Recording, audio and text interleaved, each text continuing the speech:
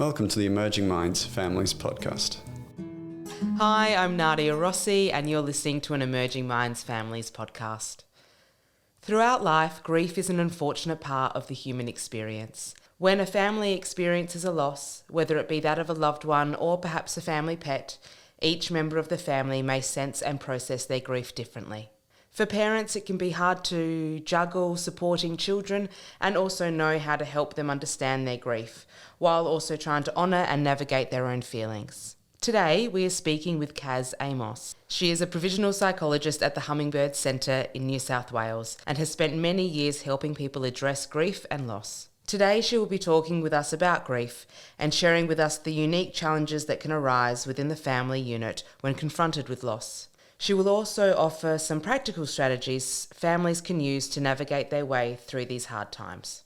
Welcome, Kaz. It is great to speak with you today. Thank you. I want to say it's a pleasure to be here, and yet we're talking about such a sensitive topic. I guess the pleasure is in being able to share information that may be helpful with anybody who's listening, and it's a great privilege to be able to do that and be in this position. So thanks for the invitation. Thank you for being with us. So Kaz, could you describe for our listeners what we mean when we talk about the emotion of grief and how people experience it?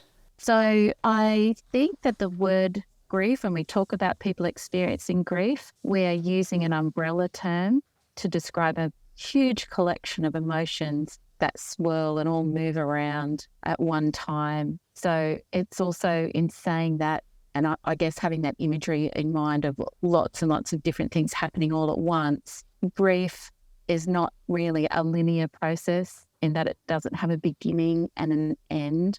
As such, as much as we would love to believe that there are 5 neat stages of grief that we jump through neatly, anybody who's experienced grief, which is probably everybody everywhere, knows that that is not how it happens. And any one of those swirling emotions, be it love, loss, longing, and negative emotions that come with grief too, deep sadness and depression, can strike you at any time when you're not ready for it. Grief, the umbrella term, is a pretty good place for us to start, I think. I think that's a great way to picture it as well, and to picture it as an umbrella and something that is, ongoing, even though I guess we are taught and you hear about the 5 stages of grieving, and I think that's something that came in popular culture somehow.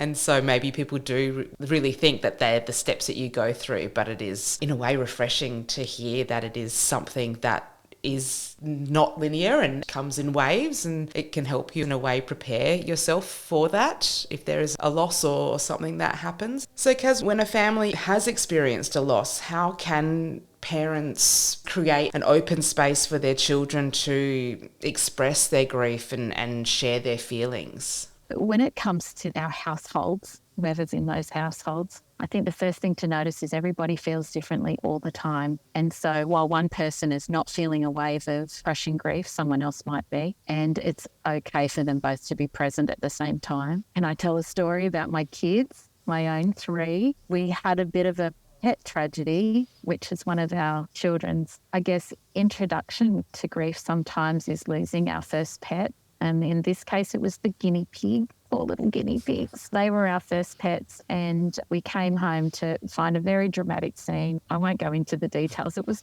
very traumatic for our kids at the time, and each of the children responded differently. So one of them was very angry, and he took a stick and he was like, I'm going to kill that thing that hurt our guinea pig. And he ranted and raved around the backyard, and he probably was releasing huge amounts of emotion and adrenaline and all of that, but channeling it right into anger. One of the other children ran upstairs, took out her journal and started writing everything down. She said, Mum, I'm doing a recount of this event. And the other one just lied on her bed and sobbed her little heart out. And so even in just the 3, and as a mum, I'm trying to hold space for all the 3 and make it okay for each of them to feel how they were feeling. I also was observing my own feelings.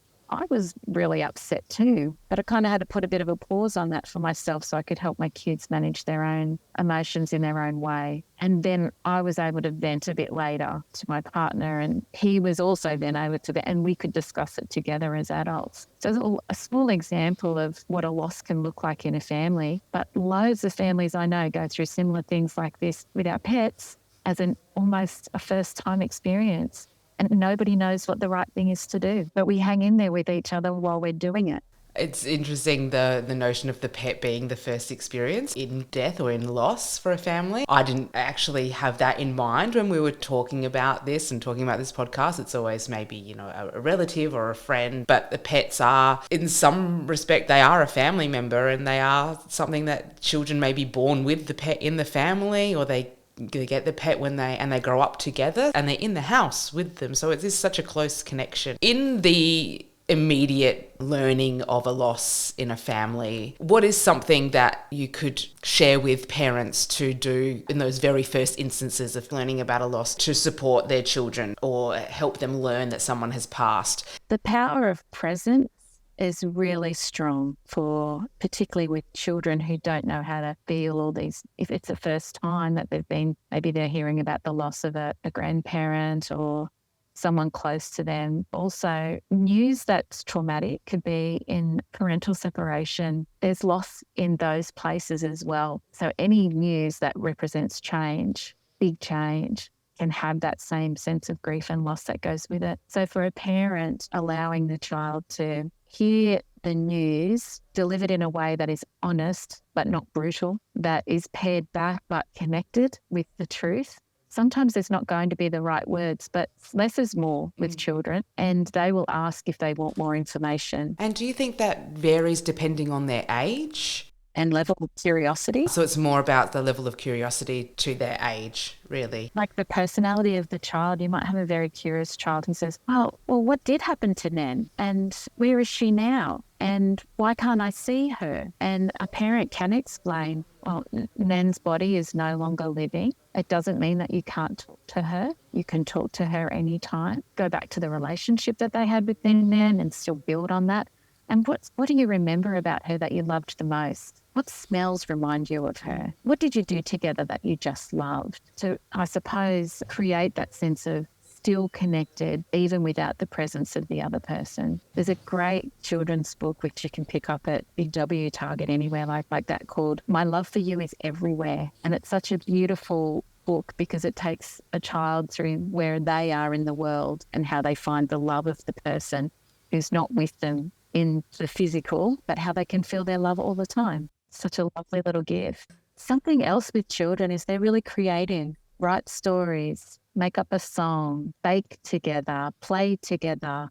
Make room for your child to express how they feel. And even if it's setting aside time, because you've probably experienced the same loss, but that you can manage your own feelings. And if you cry together. If you're angry, you can be angry together. It's okay.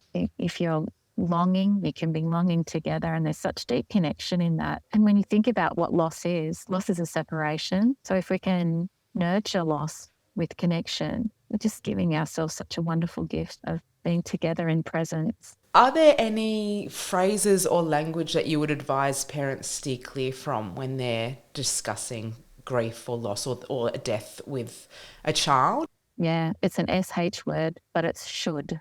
So what you think you should be doing, or you think how someone should be responding, or what your previous experience of grief and loss is, this is different, it should be the same, or you shouldn't do that. We really need to pause ourselves if we notice the coming out, because I think what that does is sometimes squash that natural expression of feeling, or the words that are going to come out, or the stories that are going to be told. Should is also really judgmental on ourselves.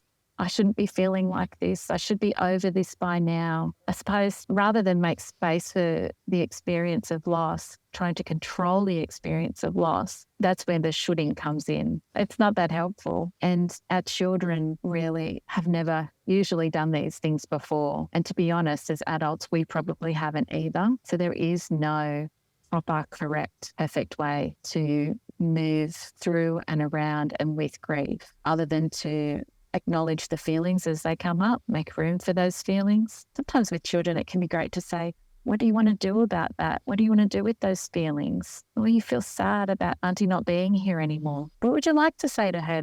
Is there anything you didn't get to say? Can you write her a letter? Taking all that judgment out of what we think it ought to be and then putting that on children and ourselves can really help to relieve that pressure of And it makes us a little bit more open to curiosity as well, where we can say, hey, what's happening here and what's happening to you? So much more curious and gentle than what this is supposed to look like. Because as you mentioned, everyone grieves differently, and so they're going to process and show different signs of grieving. I'm wondering if we go back to the story you mentioned with your children and how they all grieved differently. How would you as a parent approach those different grieving processes? How did you do that with your children?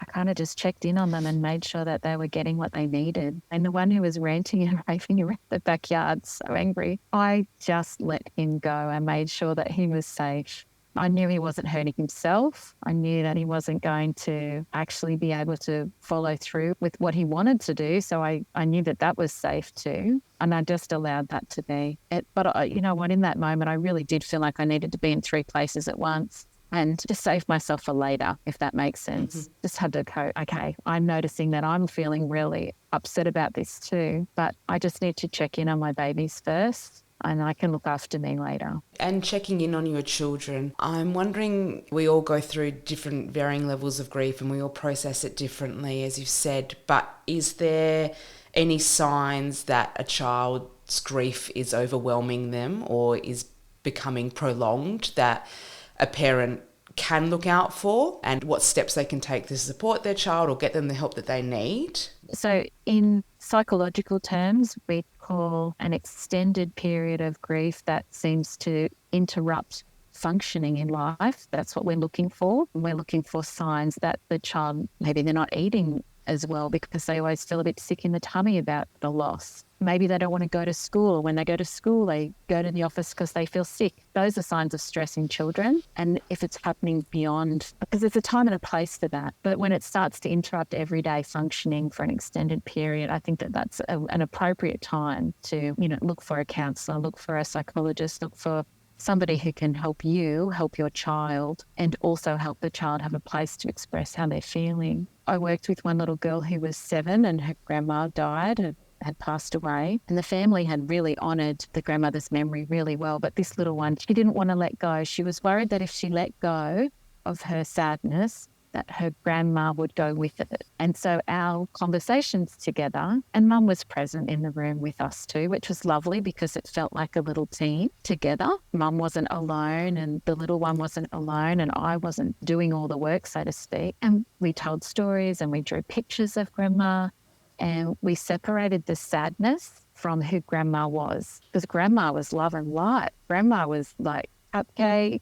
And she told me about how grandma used to make their fairy cupcakes, the ones with the chocolate cream and the little wings. And so we were able to together to say these are 2 different kinds of feelings and one doesn't have to stay the whole time. And if it gets in the way of you remembering grandma, then it might be okay to let some of that go. It might be okay to let a little bit more of that go. And with that hole of sadness that's left, maybe we fill it with grandma stories and grandma memories. And maybe grandma's jewellery, she had a little ring that grandma had said, would you like to choose something? Because she knew she was going. And so, she was able to connect and keep her connection with her grandmother without her having her physically here. And gradually the sadness eased. Still sad, but not getting in the way of her going to school, not getting in the way of her playing with her friends and doing all the things that she wanted to do in her life too. And in terms of therapies that are on offer for children, it doesn't have to be a typical go to a psychologist or a counsellor's room where there is 4 walls. There are play therapists, there is equine-assisted therapy, there's pet-assisted therapy, art therapy, music, because some children use their sensory parts of themselves to express themselves more than their words. And parents know that about their kids. This one is an emotional one. This one's a drawer. This one's a feeler. They like to write. So it's really about knowing your child, like trusting yourself and knowing your child and what avenue that they may need and building that team around them. I'm wondering if you think it's also important to involve other family members or friends that the child has. Is that helpful to kind of bring into that sphere of helping them process grief and loss? Yeah, that's a great thing to notice, Nadia. That's, again, it's connection that we miss when we're grieving. And so to be reminded of how strong our family connections are. And it can't all be, as parents, we often bear the weight of looking after our children alone or with both partners. So as a family unit or a social network, sharing that can be so lighten the load on the family as a whole. So one person just doesn't have to do all the lifting and the carrying of that grief umbrella and everything that goes underneath it. Kaz, I wanted to go back to when you mentioned that your children had experienced that loss and you had helped them in that moment, but you felt that you had to take a step back and you would look after yourself later. How can parents process their own grief while supporting their children? It is something that parents have to eventually do. You will have to eventually go through the grief process yourself. And so how can a parent juggle that along with helping their child through it? How do they look after themselves? Is there some self-care strategies you can offer for parents to do in that time that they are balancing grief in the family unit? Yeah, the self-care part in grief, often that's the last thing that we do because we're so sad. We're so deeply missing and longing that presence of the person or the relationship or the thing that is no longer there. And it can be easy to tuck up into bed with that big giant sadness doona, get under it and hide. And I guess if we know that about ourselves, and you said this before about parents knowing their children, if we know ourselves, we can also ask ourselves, hey, what's happening to me and what do I need right now? And maybe I do need someone to look after the children so I really can tuck myself up in that sadness, because that will help to assuage the pain in my heart. And if I can do that for myself, then I'm able to offer that to my children as well and to my partner, because everybody's experiencing something difficult here. I recently heard Brene Brown talking about in partnerships, when someone's feeling exhausted, putting a number and saying, hey, I've only got 25% today. And the other partner says, well, actually, I've got a bit more than that. I'll take the 75. And that's a conversation between a couple. I think that can also be taken to extended family as well, and best friends who pop in, people who come over with the food.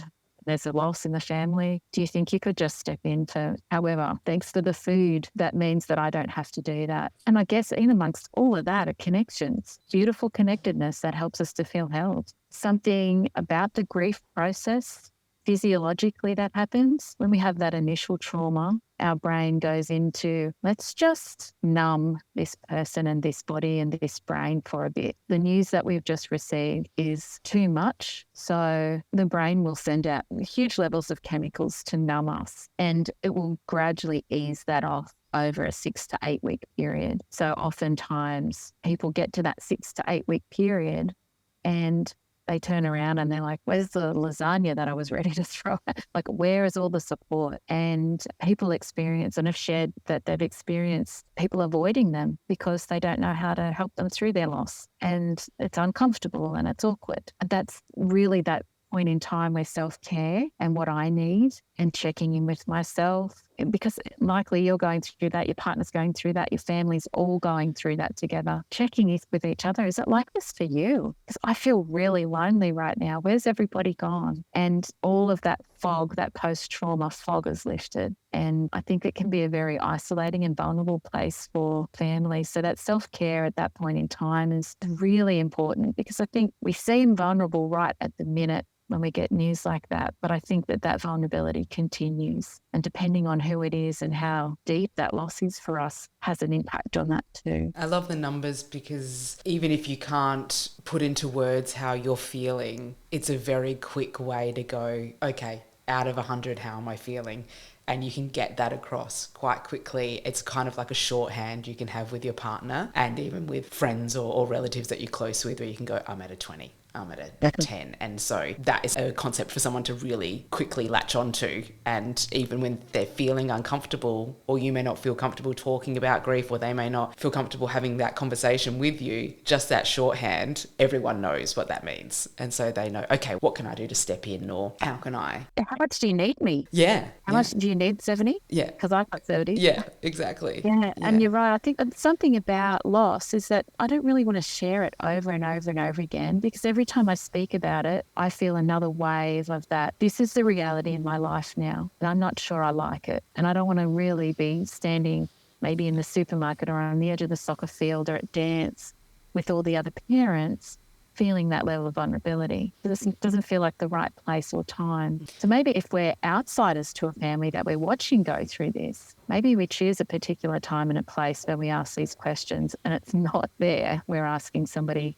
to talk about the most recent difficult change that they're experiencing. We can be sensitive to that as friends and supporters of other families going through grief. Kaz, we've been talking about how partners can support each other, or you can reach out to other grown-ups and adults in your life. What about discussing and communicating with your children where you're at in the grieving process? What are some effective ways that parents can communicate where they're at, how they're feeling in an appropriate way to their kids so that they will understand? I have these little stickers that I give out in my practice. They're a pause button. I actually have one here on my laptop, and I also had one on my steering wheel because it would help me to remind myself, hey, be less reactive, be more responsive. And because emotions are so heightened at a time of loss, reminding ourselves to pause, maybe it's taking a couple of breaths to consider what it is that we want to say, what question we want to ask in order to share how we feel. And it's completely okay for parents to say, I'm really sad. Honestly, I'm really sad. I miss this person. I miss our dog. I miss the guinea pigs. I think our honesty gives room for vulnerability.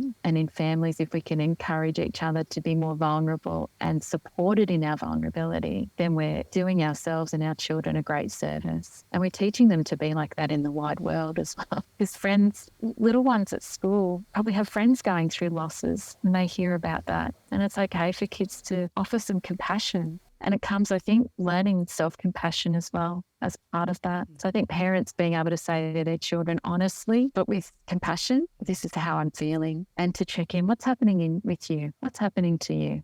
And maybe kids are not that great with their words, but there's plenty of other ways, as we've touched on, to express how they're feeling. We talked about children and maybe experience prolonged grief and what you would suggest a parent do for their child in that process. But what about for a parent? Is it similar? Yeah, it is. It's similar. And sometimes actually having a person outside the family unit to speak to can be of real advantage, because you don't come as the professional. I don't come to the conversation with a preconceived idea of who this person was and what my role is with that. As an outsider, I'm an observer. I'm a reflector back of what I'm hearing. And for a person experiencing extraordinary grief, or to that degree, like complicated, complex grief, having somebody outside the family can be a real reprieve, because it gives you room that you can just say what you need to say. And sometimes people aren't perfect. And oftentimes in grief and loss, that the person who's gone now is raised to a higher level of saintliness, and that is a wonderful set of memories to have. But sometimes it's not always that way, and you may not be able to say those things to other family members, but it is okay in a private, safe space to share that with a professional, which can help to relieve the emotional weight of what that's like, carrying that by yourself. Share it, have it observed. I read something recently that what grief requires is a witness, and it's somebody witnessing my story. I don't need resolution. I just need a witness to my story. And in that, we experience that connection that our brain requires, our physical, emotional body requires, to move through and to experience it, but in a safe place, with a safe person who's not going to go back to the family and go, well, listen to hear what she really thinks about that, or what he really said. And so I think it's really cathartic to have a person like that on board. I mean, isn't that part of helping people, and the role that I get to play is about witnessing pain in a safe place? I can't fix the pain, but I can be with you while you are moving, allowing it to move through you, so that you don't need to take it with you. You can leave some of it. I always say to my clients, just come in, leave some of that on the rug gets vacuumed up, it goes to the bin goes to, and we never see it again. Some of it you might want to take with you though. So why don't we choose what you want to take with you? And I guess in this situation, in these circumstances of grief and loss, we're doing the same thing. We're saying maybe we can't fill that hole, but maybe there's some of the emotional baggage that we don't need to take with us. And how do we help each other do that? Kaz, earlier we spoke about grief not being linear, and it can kind of sneak up on you when it's coming up to an anniversary of a loss, and that grieving can sneak up on you again, or maybe behaviours in the family unit are changing. What advice would you give to families in the lead up to an anniversary of a loss?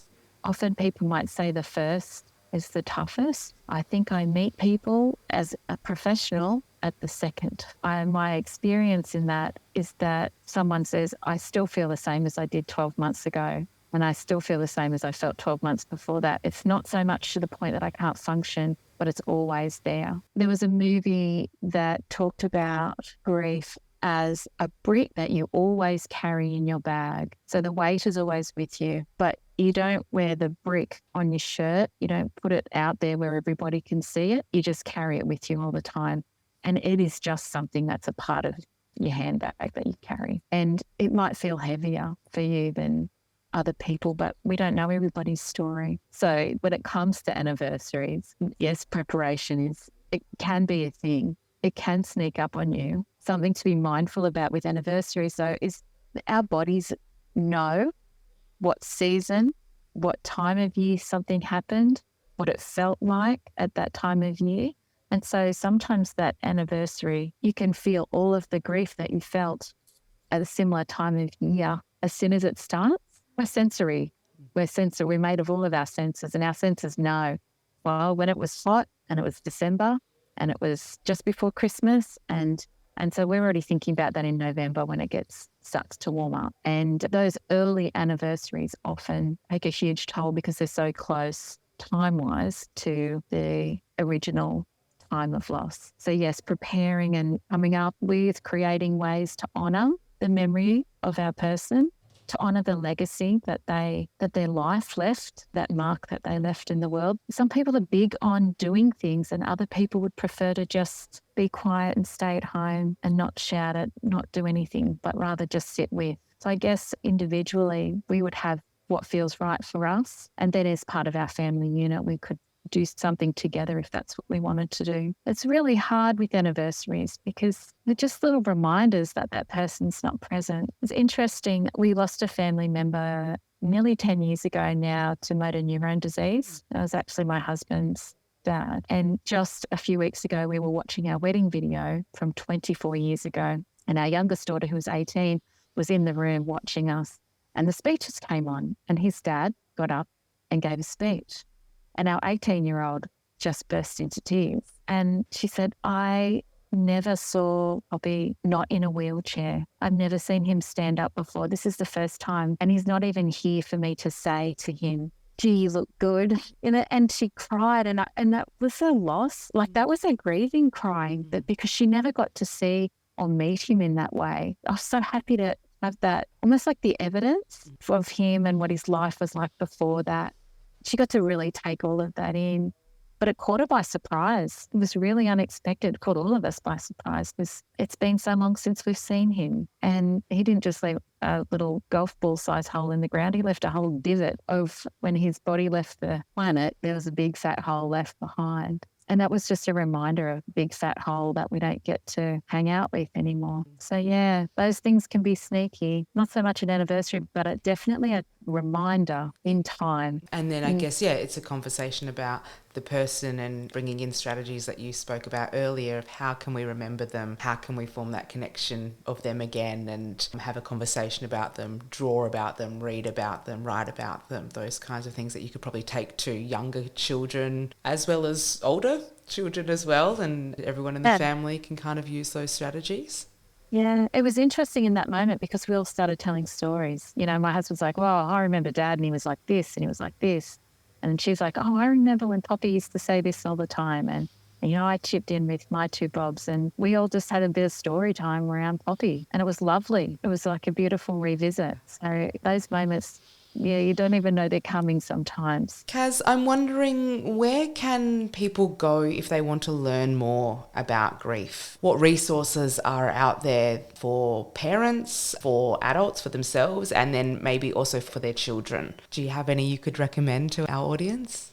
I do. And of course, they start with podcasts because I love this platform. There is one called Shapes of Grief. And actually that was recommended to me to listen to by a client of mine who's been going through very complicated and complex grief. And that client has found that extremely helpful. And I did ask for permission first of all before I shared that. John O. Fisher, I don't know whether you've come across John O. Fisher.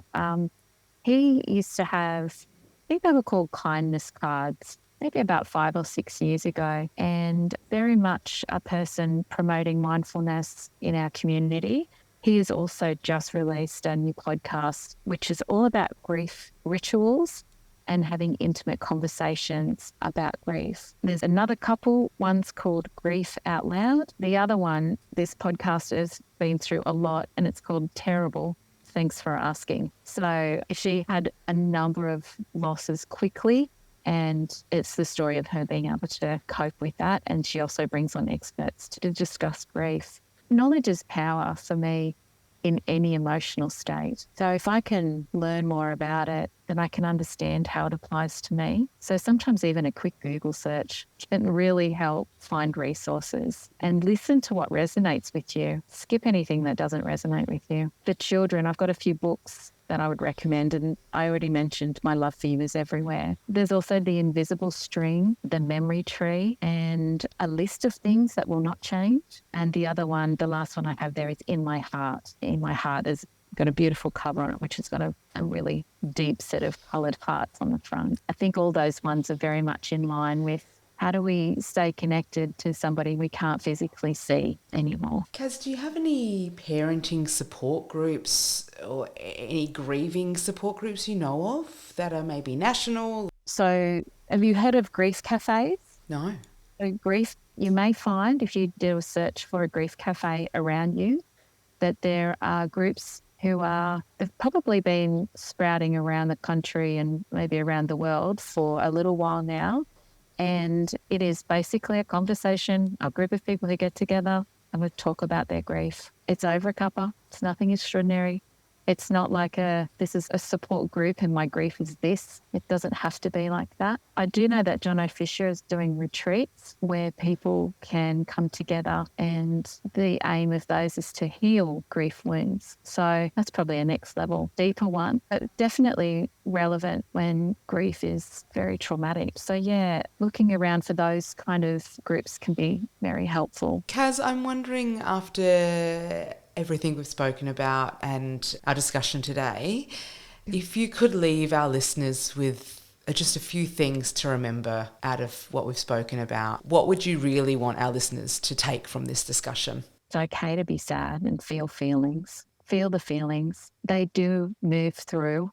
They move through our hearts. They move through our bellies. They move through our brains. They move through us, and they pass. The feelings do pass, and it's okay to acknowledge that in that moment of time. And for our children, it's okay to acknowledge that and share that. It's also okay to help them recognise when this is happening for them too. And in those moments, that's when connection is the most important. For me, connection it's the goods. It's the shizzle, it's the glue. And we know that in our brains, when we're connected externally, our brains light up because it's like a happy place in there. But imagine if we can use that connection to help us with our sad places, and we can make it okay to be sad together, make it okay to remember together. It's funny because even the word remember is to remember, to bring back together. It's doing it again and again and again. You know, we know that about our human selves, that we function better when we're not suppressing our emotions, but rather giving good attention when they rise and allowing them to settle through. I mean, lots of people avoid grief because they think they're never going to stop crying. That's a reality of how it feels. And yet it does, because each one of us lives with grief. And the more we connect and support each other in that, I think that that's something I'd love everybody to take away. Everybody's got something, a loss that they're experiencing often. So yeah, being able to connect with somebody in that, even if you don't know the right words to say,